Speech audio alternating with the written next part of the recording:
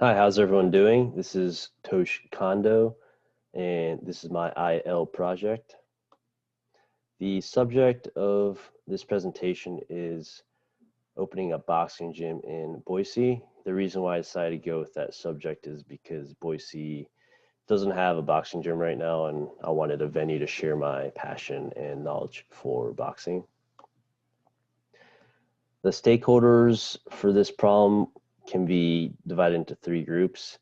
There's the owners and the trainers. So myself and Daniel Marin, who's another trainer here in town. Clients.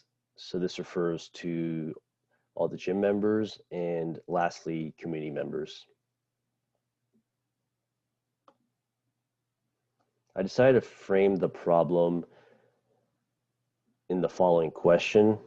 How might I go about running a boxing gym in Boise that is competitive, profitable, and ethical? So these were the three principles that I wanted my gym to operate under. Simply put, the gym has to have the capability of producing high caliber fighters.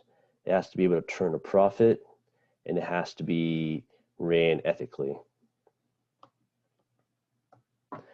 The opposing models for my problem is the commercial model and the competitive model.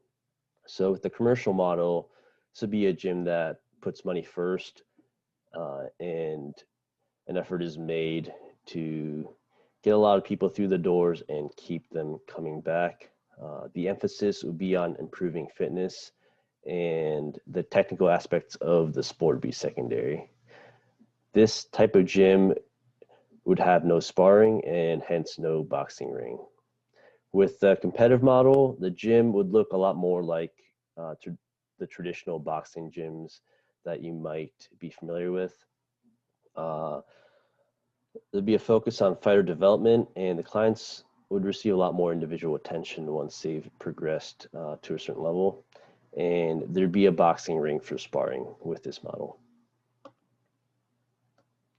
As far as solutions, the first pathway I looked at was the double down and applying that to the competitive model. But after some reflection, I realized that decomposition pathway was more appropriate.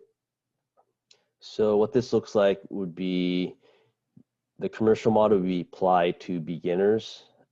Both the competitive and the commercial model would be applied to intermediates, and at the highest level, for those looking to compete in the sport, the competitive model would be applied.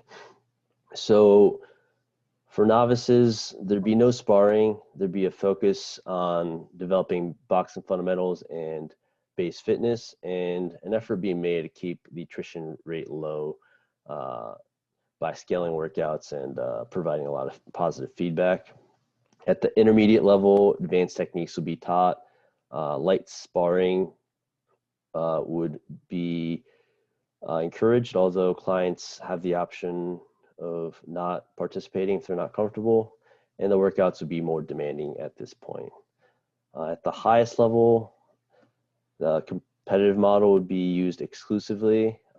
Fighters would receive a lot more individual attention.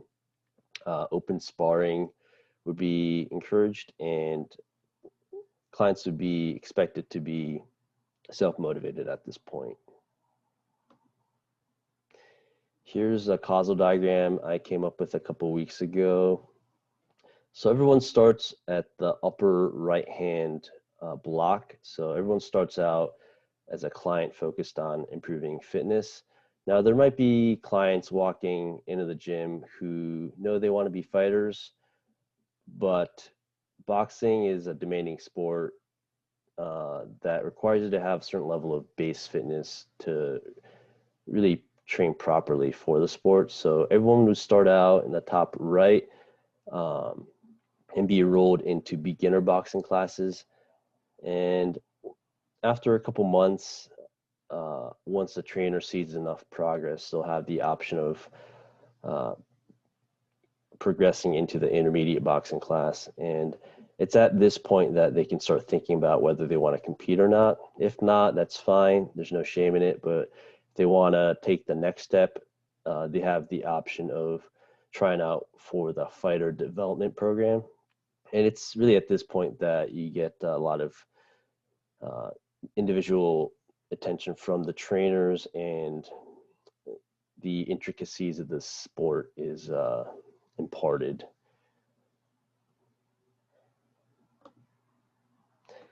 So here's the benefits to the stakeholders. So the owners and the trainers benefit from the decomposition pathway by having all three principles of the gym met. So the gym would be competitive, profitable, and ethical. The clients would benefit from environment where they feel valued regardless of their skill level or their goals, and there'd also be appropriate training provided for all clients. Community members would benefit from the character building element of the gym.